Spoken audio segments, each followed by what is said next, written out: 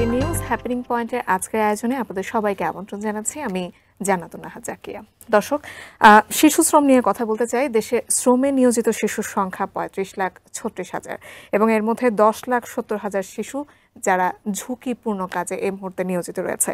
যে বয়সে শিশুদের হাতে থাকার কথা বই, কলম, খাতা, সেই বয়সে শিশুরা হাতে তুলে নিচ্ছে তাদের জীবন সংগ্রামের নানাবিধ যন্ত্রপাতি বা আমরা শ্রমের হাতিয়ারও যেটাকে বলতে পারি।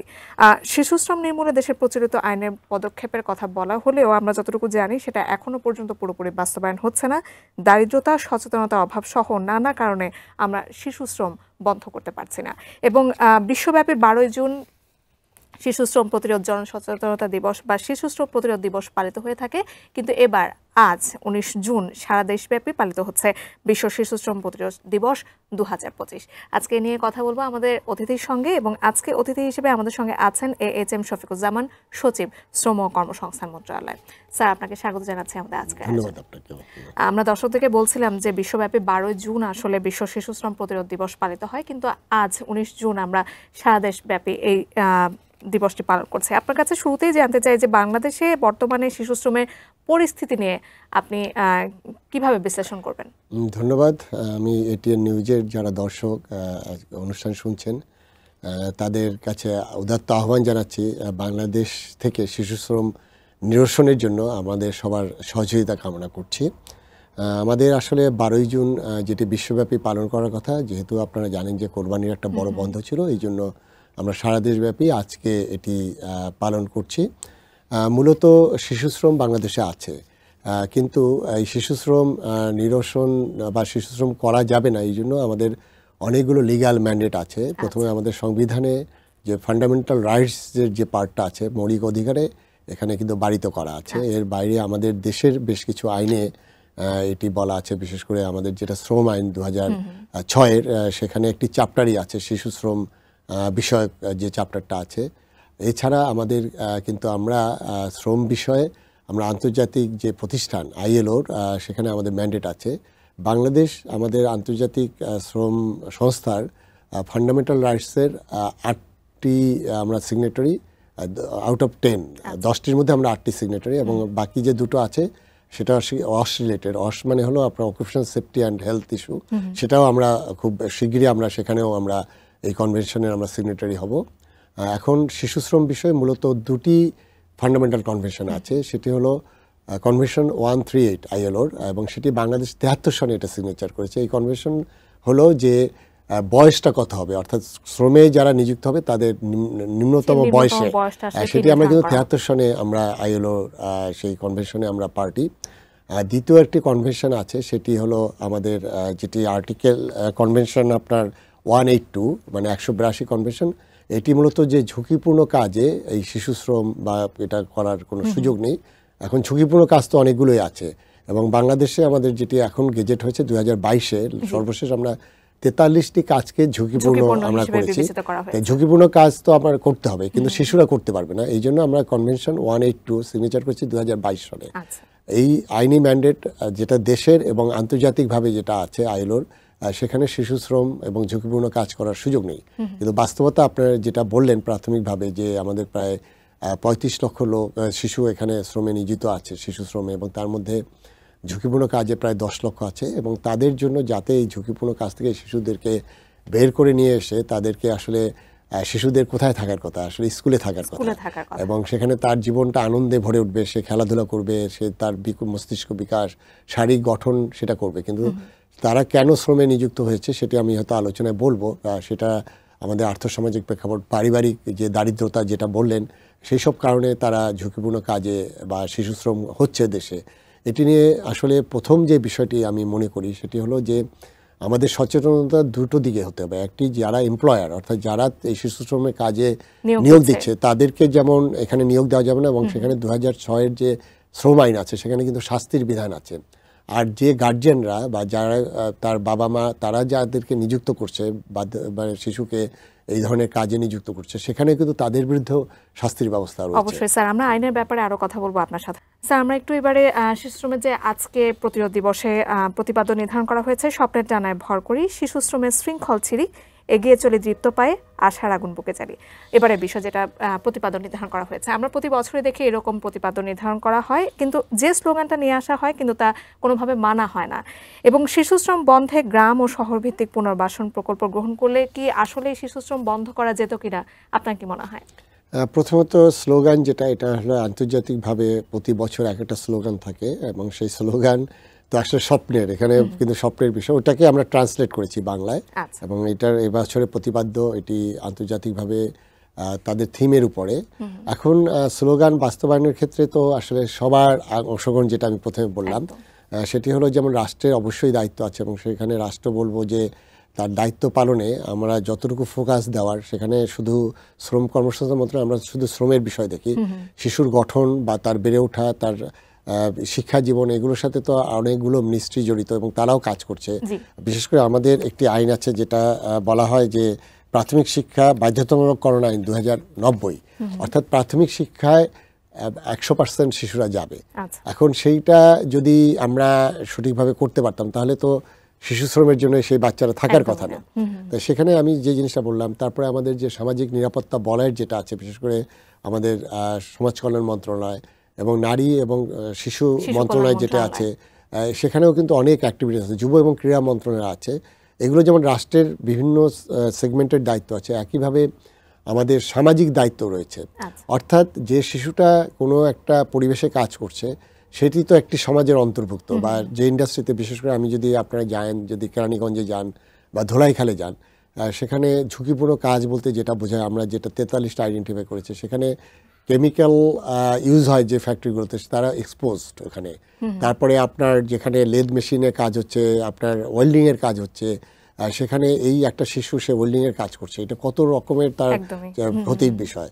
তো সেই জায়গায় যেমন সমাজেরও দায়িত্ব আছে এবং সর্বোপরি সেই পরিবারেরও দায়িত্ব আছে। কিন্তু বিষয়টা হলো যে একজন পরিবারের একটি সন্তান, যে বাচ্চাটা, সে যেখানে স্কুলে যাওয়ার কথা, তার বিকশিত হওয়ার কথা, সেখানে কেন সে পরিবারের সিদ্ধান্ত অনুযায়ী যাচ্ছে? কারণ হলো যে পরিবারের ওই ব্যক্তিটা মনে করে, তার বাবা মা মনে করে, ও যদি একটা মানে আমাদের যে ওয়ার্কশপ আছে, সে ওস্তাদের কাছে যদি কাজ শেখে, সে হাতে কলমে কাজ শিখে সে একদিন ওস্তাদ হবে, সে কিছু আর্নিং করবে।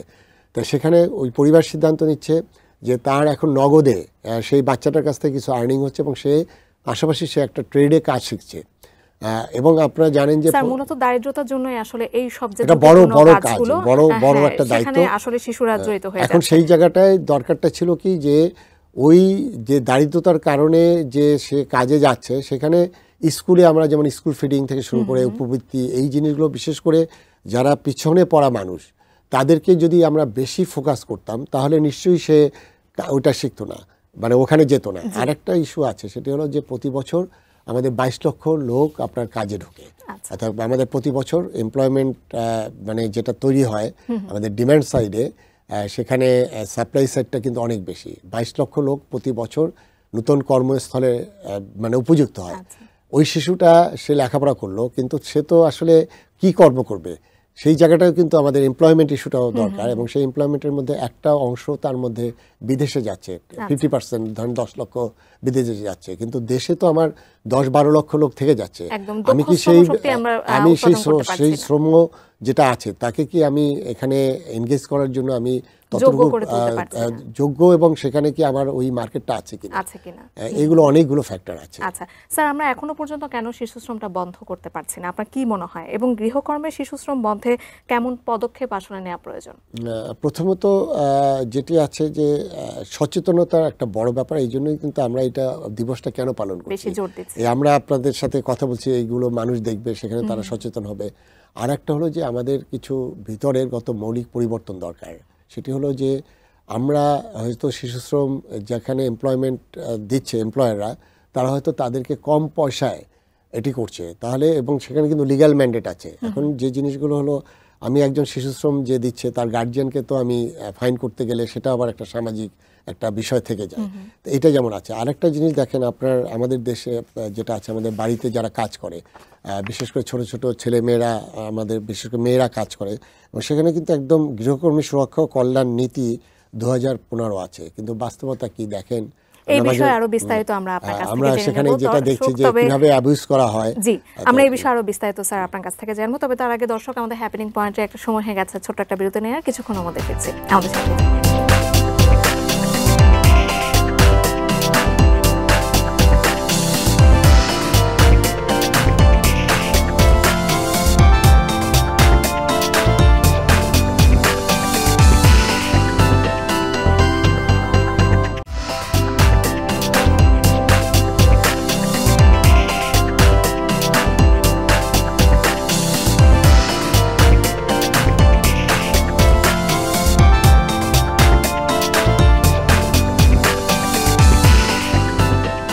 বিরতির পর আরো একবার আমন্ত্রণ জানাচ্ছি আমাদের আজকে হ্যাপেনিং পয়েন্টের আয়োজনে, এবং আজকে আমরা কথা বলছিলাম বিশ্ব শিশু শ্রম প্রতিরোধ দিবস 2025 নিয়ে। আজ 19 জুন সারা দেশব্যাপী এই দিবসটি পালন করা হচ্ছে। শ্রম ও কর্মসংস্থান মন্ত্রণালয়ের সচিব AHM শফিকুজ্জামান আজকে আমাদের সঙ্গে উপস্থিত আছেন। স্যার, আমরা বিরতিতে যাবার আগ মুহূর্তে কিন্তু গৃহকর্মীদের নিয়ে কথা বলছিলাম, এই বিষয়ে যদি আপনি আমাদেরকে আরেকটু বিস্তারিত বলেন। দেখুন, বাংলাদেশে আমাদের ওয়ার্কার সেটা হলো 75 মিলিয়ন, মানে 7.5 কোটি, এবং আমাদের শ্রম মন্ত্রণালয়ে 7.5 কোটি যে ওয়ার্কার আছে, সেই 7.5 কোটি ওয়ার্কারের ওয়েলফেয়ার দেখার দায়িত্ব কিন্তু আমাদের। এখন এটার মধ্যে একটা বিপুল সংখ্যক কিন্তু ফর্মালের বাইরে ইনফর্মাল সেক্টরে, ফর্মাল সেক্টর যেমন আমাদের RNG সেক্টর আছে, যেহেতু এটি এক্সপোর্ট ওরিয়েন্টেড এবং সেখানে বায়াররা এখানে বাধ্যতামূলক শিশু শ্রম করা যাবে না, এই কারণে কিন্তু সেটা মেনটেন করা হয়। এবং সেই ফর্মাল সেক্টরটা মাত্র 15%, আমাদের লেদার সেক্টর, ফার্মাসিউটিক্যাল সেক্টর যেখানে আমরা এক্সপোর্ট ওরিয়েন্টেড। এর বাইরে আমাদের ইনফর্মাল সেক্টরে 85% লোক কাজ করে। যেমন ধরেন আপনার গৃহকর্মীর কথা বললেন, ইটভাটায় কাজ করে, আমাদের নির্মাণ শ্রমিক আছে, কৃষি শ্রমিক আছে, এরকম আমাদের শিপ বিল্ডিং ইন্ডাস্ট্রি আছে। এখন এই ইনফর্মাল সেক্টরগুলোতে প্রচুর শিশু শ্রম হচ্ছে। এখন সেই শিশু শ্রমের ক্ষেত্রে যেটা বলেন, যেমন গৃহকর্মীর ক্ষেত্রে আপনাদের আমাদের সবার বাসায় হয়তো গ্রাম থেকে একটা ছোট মেয়ে 8 বছর 10 বছর একটা আমাদের এখানে আমাদের হাউসে মানে আমাদের হেল্প করে, সহযোগিতা করে। এখন দেখেন, আমরা মাঝে মাঝে পেপার পত্রিকায় দেখি তাকে কিভাবে অ্যাবিউজ করা হয়। এটা হলো কি আমাদের সামাজিক অবক্ষয়ের বিষয়। অর্থাৎ আমি পরিবার, আমারও তো সন্তান আছে, আমি একটা সন্তান, সেও তো আমার একটা সন্তানের মতো, কিন্তু তাকে আমরা কিভাবে ট্রিট করছি। তার কিন্তু 8 ঘন্টা কাজ করার কথা আমাদের ILOর কনভেনশন অনুযায়ী, কিন্তু সে কিন্তু 24 ঘন্টায় কাজ করছে, তার ছুটি নেই। এবং আমাদের ইভেন যারা ছুটা বুয়া আমাদের কাজ করে, তাদেরকেও কিন্তু আমরা কি করছি, যে আমরা কিন্তু তাদের কিন্তু কোনো ছুটি দেওয়া হচ্ছে না। এখানে যে জিনিসটা, আমরা এটাকে হঠাৎ করে তো আমরা ফর্মাল সেক্টরে আনতে পারছি না, এটা নিয়ে আমাদের কথা হচ্ছে, আমরা হয়তো গ্র্যাজুয়ালি করব। সেখানে তাদের অধিকারের যে বিষয়গুলো আছে, আর কাজের সময়, ছুটির বিষয়, তাদের মাতৃত্বকালীন, তাদের চিকিৎসার বিষয়, এই বিষয়গুলো কিন্তু যারা এমপ্লয়ার, অর্থাৎ যিনি কাজ করাচ্ছেন, তার কিন্তু দায়িত্বের মধ্যে পড়ে। এবং তাদের নিম্নতম মজুরি কত হবে, এটিও কিন্তু সেই আইন অনুযায়ী দায়িত্বের মধ্যে পড়ে। একদম। স্যার, এক্ষেত্রে কি একটা সুষ্ঠু নীতিমালার প্রয়োজন আছে কি? আমাদের নীতিমালা আছে, যেমন ধরেন আমাদের গৃহকর্মী সুরক্ষা কল্যাণ নীতি 2015 আছে। এর বাইরে আমাদের যেমন শ্রম আইনের সাথে আমাদের শ্রম বিধিমালা আছে 2015, সেখানে আছে। এবং আপনারা জানেন যে ইতিমধ্যে আমরা শ্রম আইনটা আমরা খুব শিগগিরই আগামী 2 মাসের মধ্যে আমরা একটি নতুন একটা শ্রম আইন আন্তর্জাতিক স্ট্যান্ডার্ডে দেব। সেই আন্তর্জাতিক স্ট্যান্ডার্ডে করার জন্য আমাদের সমস্ত কাজগুলো হচ্ছে। সেখানে শিশু শ্রম বিষয়ে আমাদের স্পেসিফিক আমাদের কিছু নীতিমালার চেঞ্জ, আমাদের আইনে চেঞ্জ আনছে। সেখানে যে শাস্তির বিধানগুলো সেগুলো আমরা বাড়ানো হচ্ছে, এবং সেটা যাতে বাধ্যতা, মানে এই শাস্তিগুলো মানে আপনার কার্যকরী হয়, সেটাকে এই মেকানিজম আমরা বের করছি। স্যার, আইনের ক্ষেত্রেও কিন্তু অনেকের অভিযোগ থাকে যে আইন প্রণয়ন করা হয় কিন্তু সেটা আসলে প্রয়োগ করা হয় না। এবং আমরা যেটা বলছিলাম যে সুষ্ঠু নীতিমালা প্রসঙ্গে, সেটারও কিন্তু একটা সুষ্ঠু বাস্তবায়ন আমরা খুব একটা দেখি না। সেটা কি আপনারা যে নতুন আইনটা করতে যাচ্ছেন সেক্ষেত্রে আমরা দেখতে পাবো কিনা? দেখুন, বাংলাদেশে তো আমাদের 54 বছরের স্বাধীনতার পরে দেশটা বিভিন্ন ভাঙাচোরার মধ্যে গেছে, এবং লাস্ট যে গত জুলাইতে বা আগস্টে যে আমাদের নতুন পরিবর্তন আসলো, সেখানে আমার কাছে যেটা মনে হয় যে আমাদের আসলে সামাজিক একটা বড় ধরনের অবক্ষয় হয়েছে, এবং আইন না মানাটাই যেন এটি একটা স্মার্টনেসের বিষয়। এখন ধরেন আইন প্রয়োগ করতে গেলে তো আমাদের একটা লিগাল সিস্টেমের মধ্যে আসতে হবে, এবং সেখানে আমাদের বিচার ব্যবস্থা যেহেতু স্বাধীন, এবং আমাদের কিন্তু 13টি শ্রম আদালত আছে, 2টি অ্যাপিলেট আদালত আছে, এবং সেখানেও প্রায় 22,000 কেস পেন্ডিং। এখন সেই আইনটা করতে গেলে তো আপনার একটা বিচার ব্যবস্থার মধ্যে আসতে হবে। সেখানে তারাও আসলে এই মামলার ভারে স্যাচুরেটেড হয়ে আছে, এবং আমাদের যেটা আছে যে দেশের দেখা গেলো এর থেকে আরও অনেক গুরুত্বপূর্ণ বিষয় আছে, যেটা হয়তো আমাদের আইনশৃঙ্খলা বাহিনী সেখানে হয়তো ফোকাস করতে হচ্ছে। তা আমাদের শিশু শ্রম নিরসনের জন্য মূলত যে কাজটা আমাদের বিভিন্ন এনজিওরা কাজ করছে, আমাদের সুশীল সমাজ যে কাজ করছে, এটার জন্য আমার আসলে ব্যাপক গণসচেতনতা দরকার। এই জন্যই আমরা আসলে মিডিয়ার উপরে অনেকটাই নির্ভর করছি এবং আজকের যে আমরা আলোচনা করছি এটি যাতে মানুষকে আমরা সচেতন করতে পারি। কারণ হলো যে আপনার ধরেন এই এতটুকু দেশ কিন্তু এত মানে আপনার বিভিন্ন পকেটে, বিভিন্ন লেদ মেশিনে, বিভিন্ন ফ্যাক্টরিতে, কিছু কিছু জায়গায় কিন্তু ইনফর্মাল সেক্টরে এই শ্রমগুলো, শিশু শ্রম আছে। একদমই তাই। আপনি যেটা বলছিলেন আমি যদি এর সঙ্গে একটু যোগ করতে চাই, ঝালাই, ওয়েল্ডিং, সড়ক পরিবহন এবং যন্ত্রাংশ নির্মাণ যে কারখানাগুলো রয়েছে সেখানেও কিন্তু আমরা শিশুদেরকে কাজ করতে দেখছি। সেক্ষেত্রে তামাক কারখানা আছে, ব্যাটারি কারখানা আছে। এই যে ঝুঁকিপূর্ণ কাজগুলোতে 18 বছরের নিচে কাউকে যুক্ত করা যাবে না বলে লেখা আছে, কিন্তু তারপরে আমরা 18 বছরের নিচে শিশুগুলোকে এখানে যুক্ত করছি। শিক্ষার বিনিময়ে আসলে খাদ্য কর্মসূচির প্রসার সহ সারা দেশে দরিদ্র শিশুদের পুনর্বাসনের একটা ব্যবস্থা থাকতে হবে বলে বলা আছে। সেক্ষেত্রে আমরা কতটুকু এগোলাম? না, প্রথমত মানে কনভেনশন যে দুটো বললাম তার মধ্যে একটা হলো এইজের ব্যাপার আছে, যেটা 138 কনভেনশন আইএলওর, আরেকটি হলো 182 যেটি হলো আপনার ওই ঝুঁকিপূর্ণ কাজের। এখন আমরা 43টা যে ঝুঁকিপূর্ণ কাজ নির্ধারণ করেছি তার মধ্যে আমাদের কিন্তু 6টা ঝুঁকিপূর্ণ কাজ থেকে কিন্তু আমরা এলিমিনেট করেছি এবং সেটা আমাদের তথ্য তাই বলে। সেখানে রপ্তানিমুখী যে শিল্পগুলো আছে, ইভেন ট্যানারি কিন্তু এখানে কিন্তু কেমিক্যালি এক্সপোজড, এবং সেখানে কিন্তু আমরা করেছি। কিন্তু যেগুলো আপনি বললেন যে সেক্টরগুলো, যেমন লেদার, আপনাদের ইন্ডাস্ট্রি যেগুলো, তামাক, তারপরে আমাদের যেটা ওয়েল্ডিং মেশিন বা আমাদের লেদ মেশিনগুলোতে মোটরের যেখানে কাজ করছে, এটা টোটালি কিন্তু ইনফর্মাল সেক্টর। এখন ইনফর্মাল সেক্টর আমি যেটা বললাম, আমাদের 75 মিলিয়ন অর্থাৎ 7.5 কোটি শ্রমের মধ্যে আমরা কিন্তু 85% কিন্তু আমরা আমাদের আওতার বাইরে রেখেছি, মানে আমরা আনতে পারিনি, কারণ এখানে আমাদের আর্থসামাজিক বিষয় আছে। এখন ধরেন কিছু পারিবারিক বিষয় আছে, যেমন কৃষি খামারে যারা কাজ করে, সেখানে পরিবারের বাবার সাথে ছেলেটা যাচ্ছে এবং সেখানে সে চাষের সাথে নিজের শ্রমটা দিচ্ছে, এটা কিন্তু পারিবারিক বিষয়।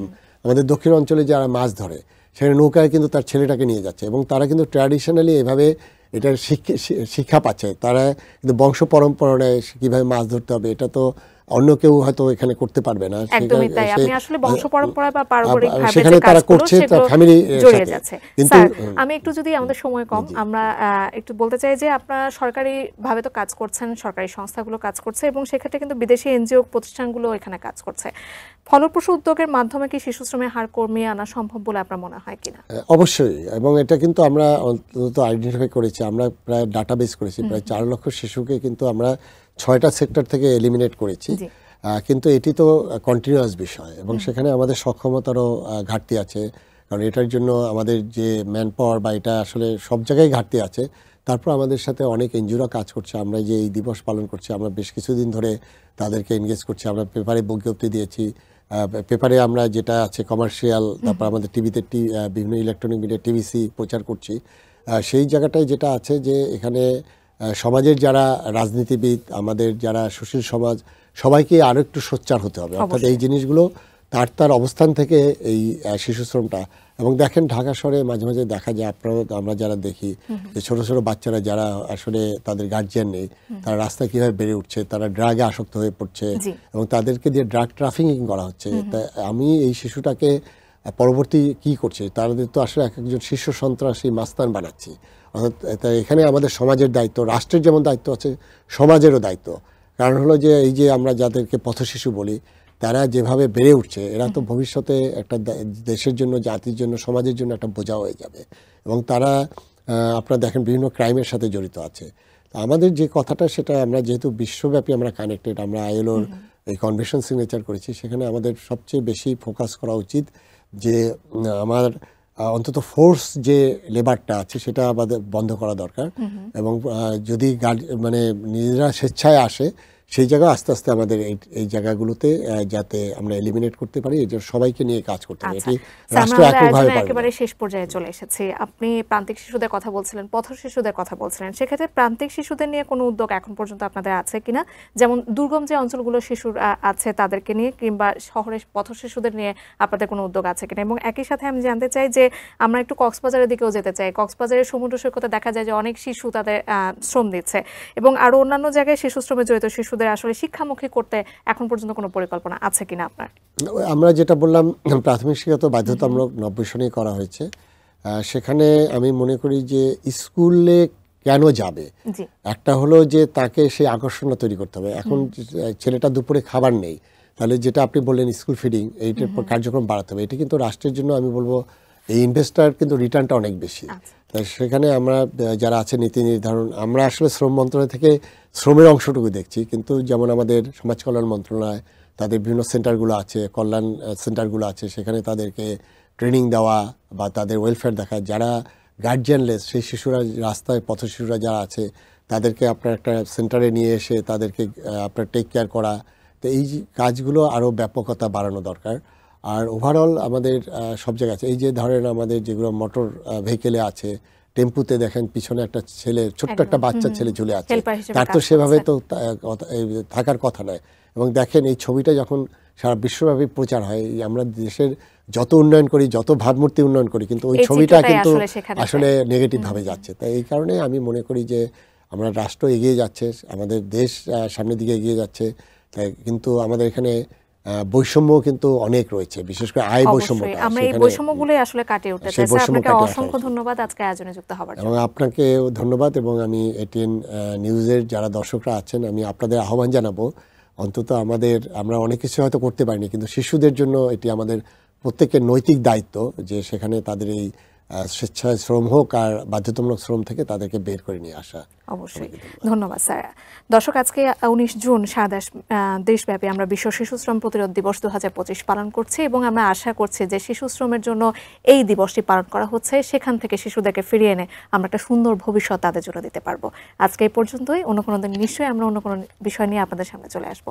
সে পর্যন্ত এটিএন নিউজের সঙ্গে থাকবেন। অসংখ্য ধন্যবাদ।